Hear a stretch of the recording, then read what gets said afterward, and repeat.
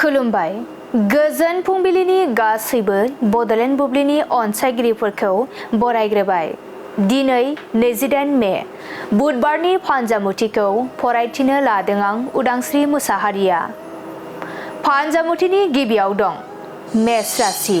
थांखांनाय जाथायफोरखौ गोसोखांफ्लांबाय थागोन, गोसोआव दुखु मोनगोन, गाज्रि सान। वृष राशि।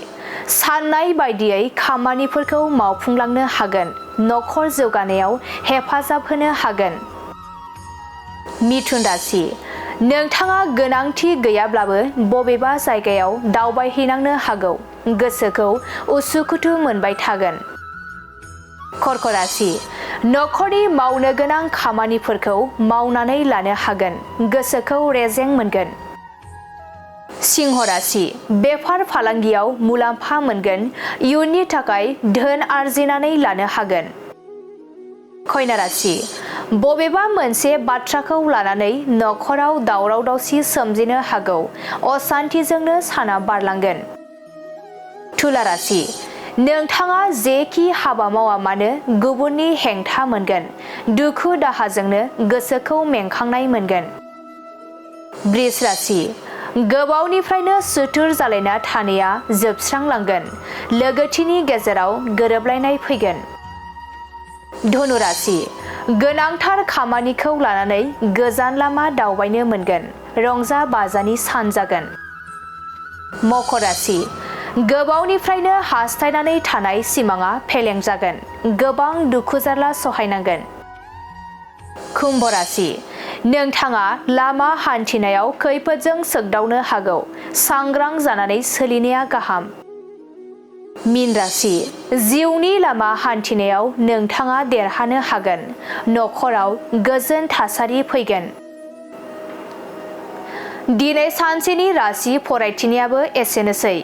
आसा खालामो नोंथांनि दिनैनि साना मोजाङै मोजां थांगोन, बेखौ बडलेण्ड बुब्लि नखरनिफ्राय मिजिंथिबाय।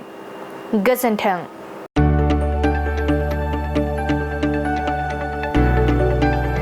गोजोनथाव खौरां। बर'नि आंगोथार गोथाव ओंख्रि जानो मोजां मोनग्रा रायजो राजाफोरनि थाखाय गोजोनथाव खौरां।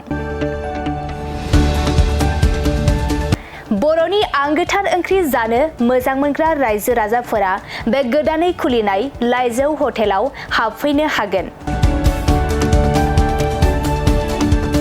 जाखांफुहांनाय लाइमोन फालांगिरि गपेश बसुमतारिया अदालगुरिनि टंलायाव बेखेवदों बर'नि आंगोथार ओंख्रि मोनग्रा गंसे हटेल।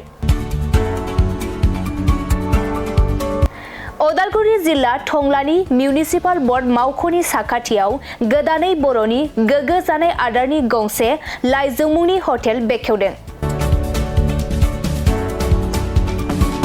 अदालगुरि जिल्लानि सिङाव थानाय फालांगिरि नोगोर टंलायाव गोदानै खुलिनाय बे लाइजौ हटेलाव बर'नि दोरोङारि जाग्रा आदारजों लोगोसे गोबां जाग्रा आदारफोरबो मोननो हागोन। गोदानै बेखेवजानाय बे लाइजौ हटेलाव अमा बेदर, बोरमा, लकेल ना, साम', नारजि, अनला खारै, थास', मैथा आरो नाफाम आरो गोबां आइटेमफोरखौ मोननो हागोन। बेनिखायनो नोंथाङाबो अदालगुरि जिल्ला टंला लामाजों थांलाय फैलाय खालामोब्ला बे गोदानै खुलिजानाय लाइजौ हटेलाव हाबनानै बर'नि दोरोङारि गोथाव जाग्रा आदारफोरखौ जालांनो हागोन।